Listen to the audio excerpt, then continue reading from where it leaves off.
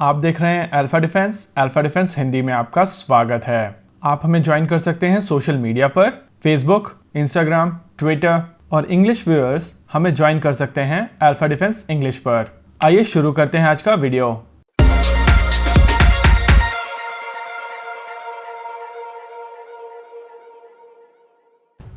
आज के इस वीडियो में हम लोग बात करेंगे भारतीय वायुसेना की स्क्वाड्रन्स के बारे में और समझने की कोशिश करेंगे कि भारतीय सेना के लिए बेस्ट अप्रोच क्या है और कैसे भारतीय वायुसेना 42 स्क्वाड्रन के नंबर तक पहुंच सकती है।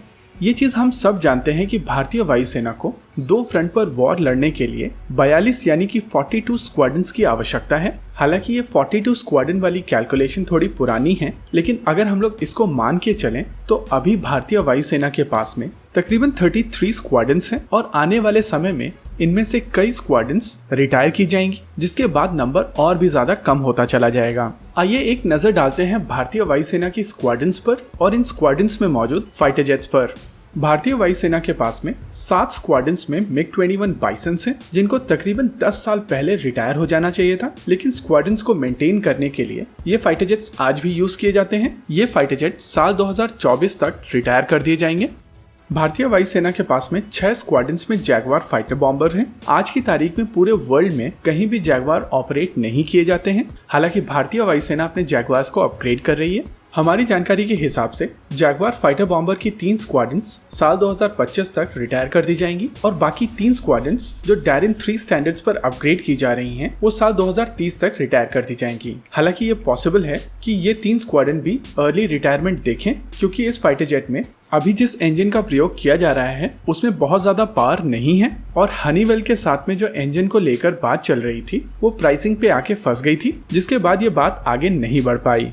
इन फाइटर जेट्स के अलावा भारतीय वायुसेना के पास में 62 के नंबर में MiG-29 UPG हैं। ये फाइटर जेट भारतीय वायुसेना की 3 स्क्वाड्रन्स में ऑपरेट किए जाते हैं और UPG अपग्रेड के बाद में ये फाइटर जेट एटलीस्ट साल 2030 तक आसानी से चलेंगे। वहीं अगर बात की जाए मिराज 2000 की, तो भारतीय वायुसेना का फेवरेट मिराज 2000 भारतीय वायुसेना की 3 स्क्वाड्रन्स में ऑपरेट किया जाता है और ये स्क्वाड्रन्स भी साल 2030 तक ऑपरेट की जाएंगी। हालांकि भारतीय वायुसेना के बेड़े में केवल 47 यानी कि 47 मिराज 2000 हैं, लेकिन इनकी टोटल स्क्वाड्रन स्ट्रेंथ 3 स्क्वाड्रन्स की है और ये तीनों स्क्वाड्रन्स ग्वालियर में हैं।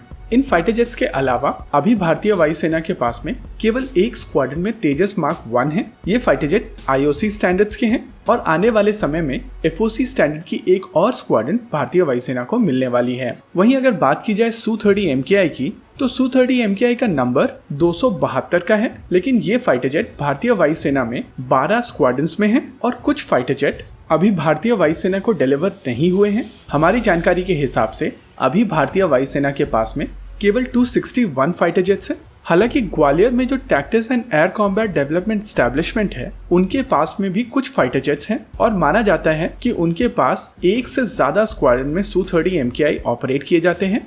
इनके अलावा 5 रफाल भी भारतीय वायुसेना के बेड़े में शामिल कर लिए गए हैं। साथ ही 3 और रफाल जो अभी पिछले दिनों आए हैं, वो भी आने वाले समय में भारतीय वायुसेना के बेड़े में शामिल कर लिए जाएंगे। ये टोटल मिला के होता है 32 स्क्वाड्रन्स और एक स्क्वाड्रन जो tactics and air combat development establishment में है, उसको मिला लिया जाए तो ये टोटल 33 स्क्वाड्रन्स हो जाता है। लेकिन असली प्रॉब्लम शुरू होती है साल 2024 के बाद। MiG-21 बाइसन की फ्लीट साल 2024 में रिटायर कर दी जाएगी, यानी कि सीधे 7 स्क्वाड्रन भारतीय वायुसेना में कम हो जाएंगी। इन MiG-21 बाइसन के रिटायरमेंट के बाद में साल 2025 में 3 जैगवार की स्क्वाड्रन भी रिटायर कर दी जाएंगी, यानी कि इस बीच भारतीय वायुसेना की फ्लीट घटकर 22 स्क्वाड्रन्स तक पहुंच जाएगी, जो कि खुद में एक बहुत बड़ी परेशानी का सबब है। यहाँ पर ध्यान देने वाली बात यह है कि इस बीच पाकिस्तान की तरफ से और JF-17 थंडर खरीदे जाएंगे और चांसेस हैं कि पाकिस्तान J-10C भी खरीदे। वहीं चाइना की तरफ से भारत के बॉर्डर के पास में J-20 और J-31 जैसे फाइटर जेट्स आने वाले समय में डिप्लॉय किए जाएंगे, यानी कि जिस 2 फ्रंट थ्रेड की बात हम लोग हमेशा करते हैं उसमें इजाफा होने वाला है। वहीं भारतीय वायुसेना की फ्लीट कम होने वाली है। आइए समझ लेते हैं कि इस पीरियड में कौन कौन से फाइटर जेट भारतीय वायुसेना अपने बेड़े में शामिल करेगी और इनका रेट ऑफ इंडक्शन क्या होगा, यानी कि किस तेजी से ये फाइटर जेट भारतीय वायुसेना के बेड़े में शामिल किए जाएंगे। आने वाले समय में भारतीय वायुसेना 83 तेजस मार्क 1A का कॉन्ट्रैक्ट साइन करेगी और ये भारतीय वायुसेना की 4 स्क्वाड्रन्स में इंडक्ट किए जाएंगे। वहीं भारतीय वायुसेना को एक और स्क्वाड्रन में MiG-21 यूपीजी मिलेंगे। ये 21 MiG-21 यूपीजी की डील जो रशिया के साथ की जा रही है उसके माध्यम से आएंगे। साथ ही नासिक प्रोडक्शन लाइन को चालू रखने के लिए जो 12 Su-30 MKI का ऑर्डर दिया गया है उसके माध्यम से भी एक स्क्वाड्रन भारतीय वायुसेना को मिलेगी। ये टोटल मिला के होता है 30 स्क्वाड्रन्स। हालांकि तेजस मार्क 1A की स्क्वाड्रन्स साल 2025 तक पूर्ण नहीं होंगी, यानी कि भारतीय वायुसेना की कुल स्क्वाड्रन स्ट्रेंथ 30 से कम ही रहेगी साल 2025 तक। ऐसी स्थिति भारतीय वायुसेना और भारत के लिए अच्छी नहीं है। अब बात करते हैं कि कैसे भारतीय वायुसेना साल 2030 तक 42 स्क्वाड्रन तक पहुंच सकती है।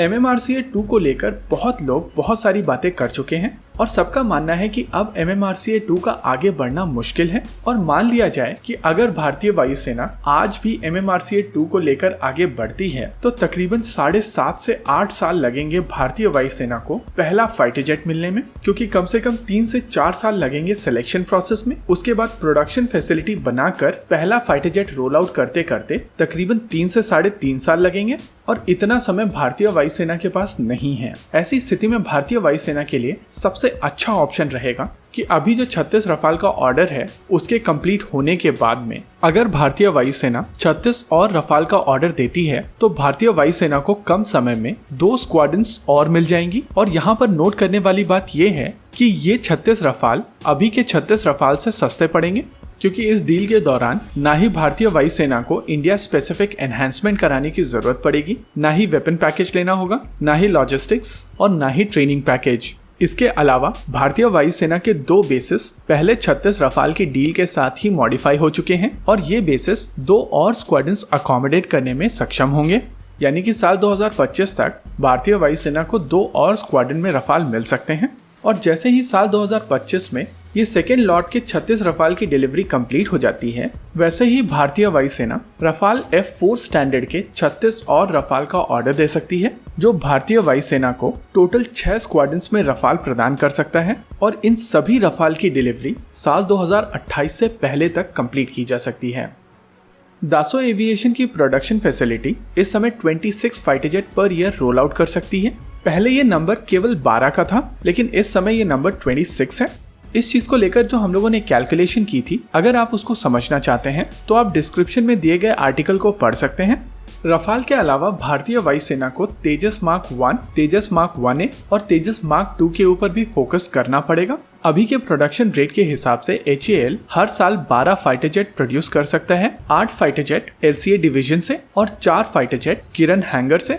इस साल के अंत तक या अगले साल की शुरुआत में HAL एक और लाइन ओपन करेगा जो 8 और फाइटर जेट हर साल रोल आउट कर सकेगी। इससे प्रोडक्शन रेट तकरीबन दुगना हो जाएगा, यानी कि HAL कम से कम 20 aircraft per year roll out कर सकेगा। हालांकि HTT-40 प्रोडक्शन के लिए किरण हैंगर को बाद में यूज किया जा सकता है, जिससे प्रोडक्शन रेट वापस से 16 हो जाएगा। लेकिन भारतीय वायुसेना के लिए रियल गेम चेंजर लिफ्ट होगा, यानी कि लीड इन फाइटर ट्रेनर। ये supersonic omni role trainer dual role करने में सक्षम होगा। पीस टाइम में ये ट्रेनर का काम करेगा, लेकिन जरूरत के हिसाब से इस फाइटर ट्रेनर को एक कॉम्बैट मिशन के पूरे एनवेलप में यूज किया जा सकेगा। एक अनुमान के हिसाब से भारतीय वायुसेना को ऐसे 100 फाइटर जेट की आवश्यकता है, और अगर इस फाइटर जेट को नासिक असेंबली लाइन से रोल आउट किया जाता है, यानी कि Su-30 MKI के ऑर्डर को कंप्लीट करने के बाद में अगर ये असेंबली लाइन केवल 12 फाइटर जेट पर ईयर भी रोल आउट करती रहे, तो भी साल 2030 तक भारतीय वायुसेना को 5 स्क्वाड्रन में लेफ्ट यानी कि lead in fighter jet trainer मिल जाएंगे। वहीं अगर बात की जाए तेजस मार्क 2 की, अगर तेजस मार्क 2 का प्रोडक्शन साल 2028 में शुरू होता है तो साल 2030 तक तकरीबन 2 स्क्वाड्रन में तेजस मार्क 2 भारतीय वायुसेना के बेड़े में शामिल हो चुके होंगे। और इन 2 स्क्वाड्रन के भारतीय वायुसेना में शामिल होने के बाद में भारतीय वायुसेना की कुल स्क्वाड्रन संख्या 42 यानी 42 हो चुकी होगी। हालांकि साल 2031 यानी कि 2031 में 3 स्क्वाड्रन जैगुआर फाइटर बॉम्बर भी रिटायर होना शुरू हो जाएंगे, लेकिन तब तक भारत की प्रोडक्शन स्ट्रेंथ काफी हद तक बढ़ चुकी होगी और अगले 1.5 से 2 साल के अंदर इन नंबर्स की भरपाई की जा सकेगी। वैसे साल 2030 के बाद में 7 स्क्वाड्रन MiG-29 और मिराज 2000 को भी रिटायर किया जाना है। हालांकि चांसेस हैं कि इन नंबर्स को तेजस मार्क 2 से कंप्लीट कर लिया जाए और एडवांस मीडियम कॉम्बैट एयरक्राफ्ट इसके ऊपर आए, यानी कि भारतीय वायुसेना आने वाले समय में 42 से भी ज्यादा स्क्वाड्रन अपने बेड़े में शामिल कर सकती है।